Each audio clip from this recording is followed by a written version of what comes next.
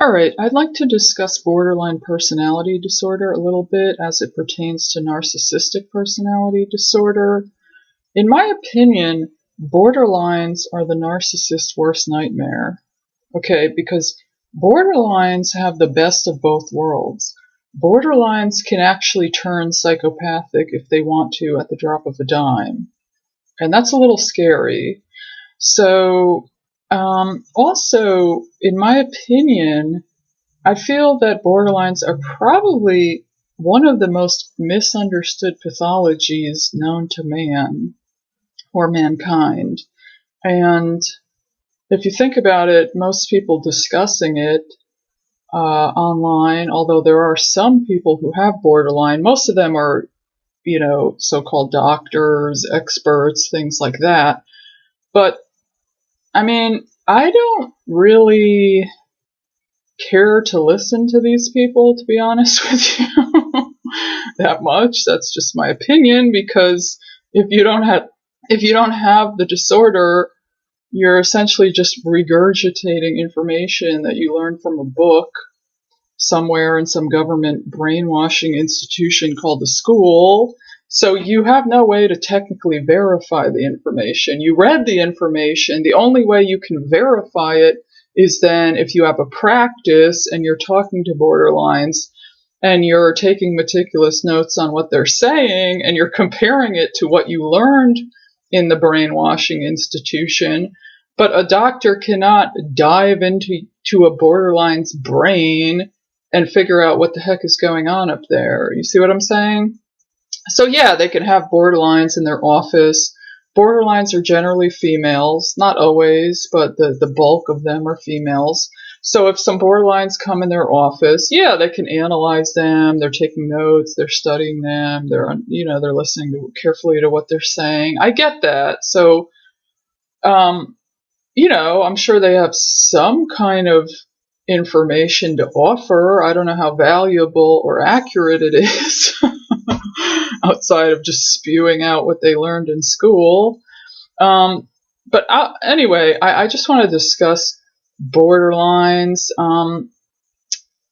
They are the narcissist's worst nightmare. And the reason being is because borderlines generally were abused. The pathology generally develops from trauma, similar to narcissism. It's quite similar. They're both cluster Bs.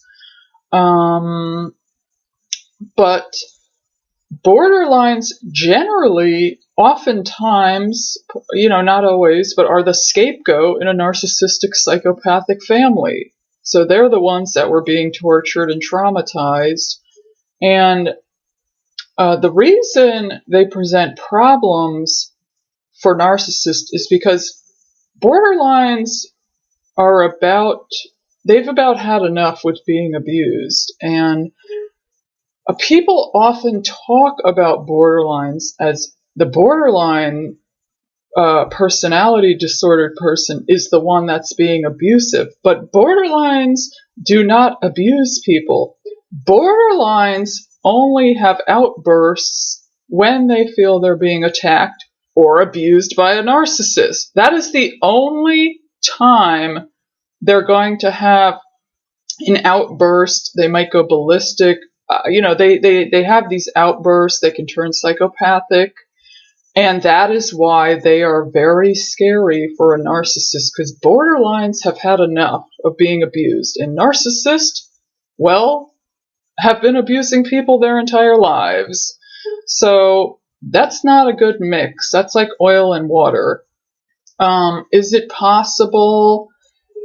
I feel that even though this is true, there are situations where I feel the borderline could get addicted to the narcissist, because I think the borderline is somehow has addiction problems herself, because they're mostly females, but they can get addicted to this kind of up and down chaos, highs and lows, insanity. You see what I'm saying? So, but at a certain point, they're not going to take it anymore, because they're going to realize, okay, this is abuse. They're going to snap. Okay, and that's why people often say that borderlines are abusive, but they're not. They're actually not. Borderlines are reactive. They react to what's coming at them. If they perceive abuse, even if the other person doesn't think it's abuse, if the borderline perceives it as abuse, you better take cover, jump under a bed. I don't care what you have to do. Just get the hell out of Dodge because they're going to go off on you. So, now a little more about borderlines. They tend to, there are 9 specific traits of borderlines. I believe it's something like, they say if you have 5 out of the 9, then you have borderline. If you have all 9, then I would imagine you definitely have borderline. So the 9 traits are as follows: fear of abandonment, unstable relationships, unclear or shifting self-image, impulsive self-destructive behaviors.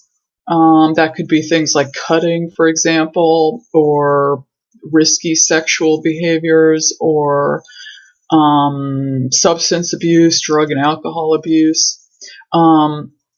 Another trait of borderlines is self-harm, things like suicidal behavior. That's very common. Extreme emotional mood swings, chronic feelings of emptiness, explosive anger. And again, that only happens when they're around a narcissist in general or any other toxic abuser. And then the last one is feeling suspicious or out of touch with reality. Now that could be like, that's almost like a psychosis, being out of touch with reality. That's like being in a trance or being in a psychosis. So, which, I mean, what kid that grew up after a certain period, was born after a certain year, isn't in a psychosis? They're all in a trance because they sit on their cell phones all day. So that means everyone's psychotic right now.